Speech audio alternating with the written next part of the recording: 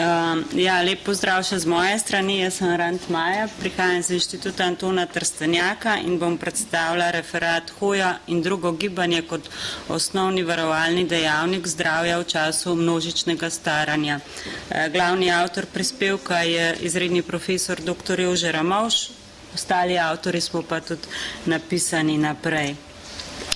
Gibljivost, zlasti zmožnost za hojo, ljudje pogosto enačijo z zdravjem, pa v tem gledanju je tudi precej resnice, še posebej, če gledamo na zdravje celostno, ne tako kot ga je leta 1946 opredelila Svetovna zdravstvena organizacija, ko pravi, da je zdravje čim bolj popolno telesno, duševno in socialno blagostanje.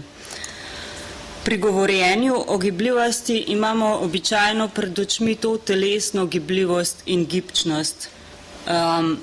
Ampak dejansko je pa telesna gibljivost zelo tesno povezana z gibljivostjo vseh drugih človeških razsežnostih. Če gibljivost razumemo celostno antropološko, jo sestavlja široko polje zmožnosti vseh teh naših razsežnostih. Osnova je telesna gibljivost, ki se najbolj kaže v zmožnosti za hojo pa vožnjo. Pri duševni gibljivosti gre za primerno uporabo čustvenih, miselnih, spominskih pa drugih duševnih zmožnostih. Duhovna prožnost se kaže v smiselnem odločanju, pri sprejemanju odgovornosti za svoje odločitve. Socialno ali sožitno gibljivost sodi zmožnost za komuniciranje, navezovanje stikov, vključitev v socialno okolje, tudi reševanje sporov in tudi kakovostno upravljanje sebi primernih vsakodnevnih vlog. Razvojna razsežnost je v celoti zelo dinamična, saj gre tukaj za ves naš razvoj človeka od spočetja pa do smrti. Bivanjska gibljivost pa pomeni iskanje in doživljanje smisla naše preteklosti, sedanjosti in prihodnosti, a ne tudi doživljanja smisla naše starosti. Tako da vidimo, da te gibljivosti vseh človekovih razsežnosti so med seboj zelo prepletene, pa druga na druga vplivajo, se dopolnjujejo, krepijo. In tudi analiza sorodnih raziskav je potrdila medsebojno povezanost rednega telesnega gibanja z manj pozabljanja, tesnobnega počutja, nemira, otožnosti, osamljenosti oziroma doživljanja, da je vse nesmiselno. Tako da vidimo, da tudi druge raziskave kažejo, da je gibanje med najbolj pomembnimi varovalnimi dejavniki zdravega staranja. Hoja je pa najbolj enostavno, najcenejše, najbolj univerzalen način gibanja. Na inštitutu smo leta 2010 opravili raziskavo potrebe in zmožnosti in stališča starejših prebivalcev Slovenije. Podatki so bili pridobljeni z osebnim anketiranjem na terenu, pač na območju celotne Slovenije. Reprezentativni vzorec je zajel 1800 oseb v Republiki Sloveniji, ki so bili starejši nad 50 let. Od tega smo pa uspešno zanketirali 1047 oseb. V to raziskavo smo vključili tudi vrsto vprašanj o gibanju in s temi vprašanji bil osnovni cilj pridobiti, pač ugotoviti zmožnost za hojo med starejšimi ljudmi v Sloveniji in tudi koliko dejansko hodijo. Če pogledamo tale graf, ki nam kaže, kolikšno zmožnost za hojo imajo prebivalci Slovenije po 50. letu starosti, vidimo, da pri 50 letih starosti še 70% ljudi zmore brez težav prehoditi daljše razdalje, tudi po več kilometrov.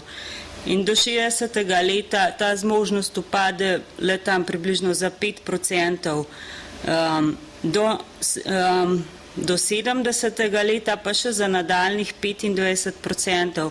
Lahko samo malo, ker smo na znanstveni instituciji, to so odstotne točke, ne procenti. Bodite natančni.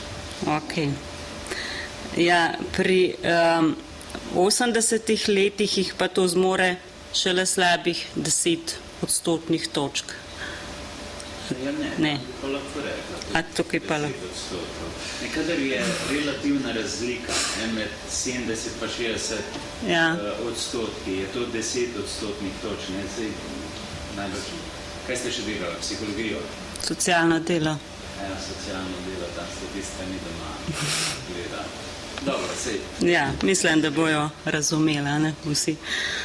No, v glavnem do 90. leta pa to zmožnost, da bi prehodili daljše razdalje, zgubijo že skoraj vsi.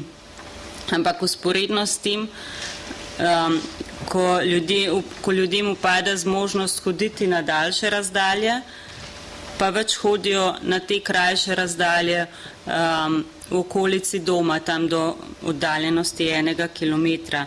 In če pogledamo, ta zmožnost ne upade vse do 80 let.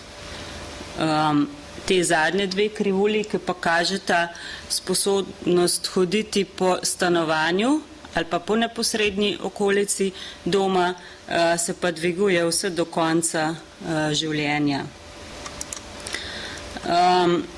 Ugotavljali smo tudi, kako razširjena je zdrava navada redne daljše hoje pri tistih ljudih, ki pač seveda lahko hodijo.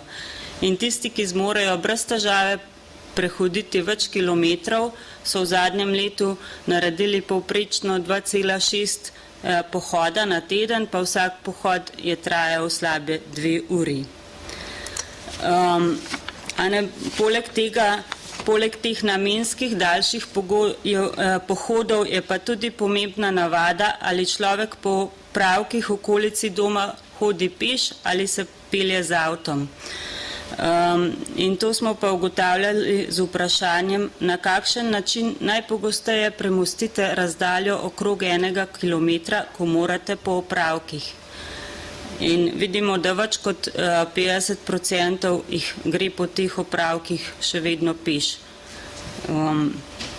Tako, če zaključimo, analiza naših raziskovalnih podatkov o gibljivosti prebivalcev Slovenije, ki so stari 50 let in več, izhaja iz dejstva, da sta hoja in drugo gibanje glavni pogoj za samostojno življenje in ohranjanje socialne mreže v starosti.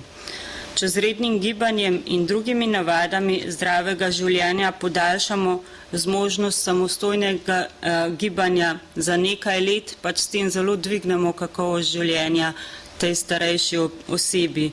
Ob tem to pomeni tudi precejšen denarni prehranek, tako za starejšo osebo, kot tudi za svojce in tudi za zdravstvene pa druge javne blagajne.